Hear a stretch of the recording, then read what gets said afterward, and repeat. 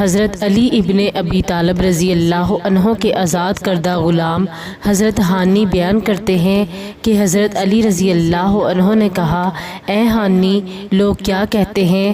انہوں نے کہا، لوگ سمجھتے ہیں کہ آپ کے پاس رسول اللہ صلی اللہ علیہ وآلہ وسلم کا دیا ہوا علم ہے جس کو آپ ظاہر نہیں کرتے۔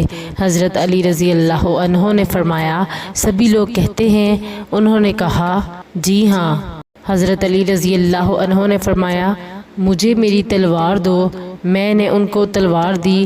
آپ نے اس میں سے ایک صحیفہ نکالا جس کے اندر کوئی تحریر موجود تھی، پھر فرمایا، یہ ہے جو میں نے رسول اللہ صلی اللہ علیہ وآلہ وسلم کو فرماتے ہوئے سنا ہے کہ اللہ تعالیٰ کی لعنت ہے اس شخص پر جو ذبح کے وقت جانور پر غیر اللہ کا نام لے اور جو اپنے موالی کو چھوڑ کر دوسروں کو والی بنائے، اور اللہ تعالیٰ کی لعنت ہے ماں باپ کے نافرمان پر، اور اللہ تعالیٰ کی لعنت ہے اس پر جو زمین کی حدود کو توڑے۔ حضرت انس بن مالک رضی اللہ عنہ فرماتے ہیں، جو شخص موت میں آسانی اور رزق میں وسعت چاہتا ہے تو اس کو صلہ رحمی کرنی چاہیے۔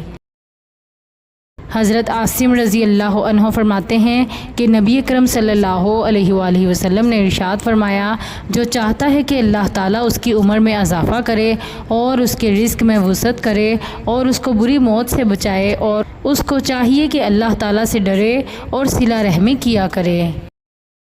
حضرت معاذ بن جبل رضی اللہ عنہ روایت کرتے ہیں، نبی اکرم صلی اللہ علیہ وآلہ وسلم نے ارشاد فرمایا، آدمی کوئی ایسا عمل نہیں کرتا جو اسے اللہ کے ذکر سے زیادہ اللہ کے عذاب سے نجات دلانے والا ہو۔